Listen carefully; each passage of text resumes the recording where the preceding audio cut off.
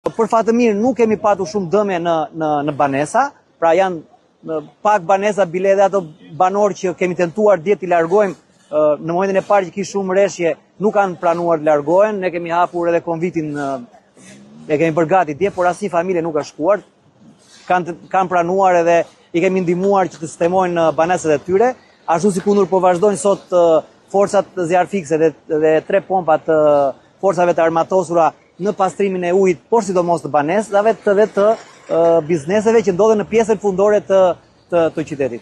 Në fazën e dytë, patjetër do të çohen grupet e monitorimit dhe të konstatimit të dëmeve, siç e parashikon ligji dhe do zbatohet pikë për pikë neni edhe ligji edhe për dëmet e shkaktuara nga kjo situatë, nga kjo fatkeqësi. A do kemi dëmshpërblim për gjitha këto biznese, pasi shumë prej tyre paktën këtu ku jemi momentalisht janë bërë dëm ekonomike shumë të mëdha.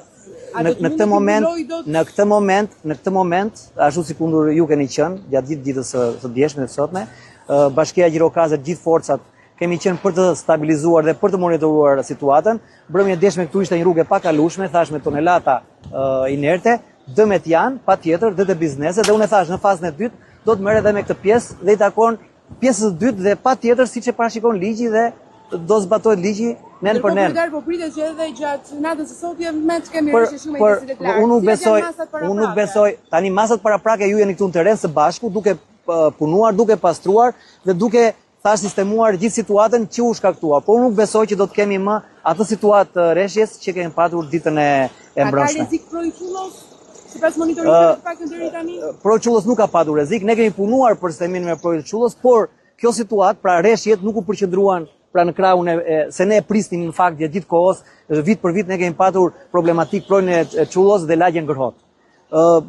Këtë herë nuk pati problematik në projnë e Çullos dhe në lagjen Gërhot, por rreshjet u përqendruan në një moment dhe në një po themi periudhë shumë të shkurtër, prej 2 orësh, të gjithë rreshjet u parashikuan në krahun e djathtë dhe pati problematik në gjithë projët e tjerë.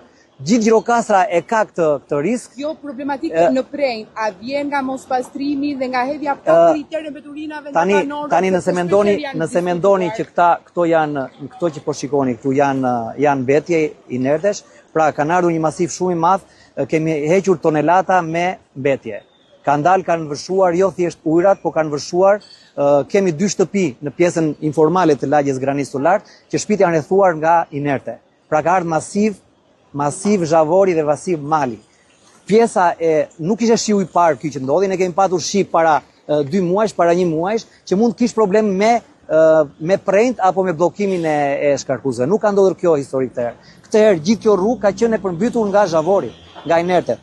Keni qenë prezent dhe mund ta shihni edhe në pjesën e lartë që të ka ardhur masiv mali të ka ardhur në pjesën e poshtme të qytetit.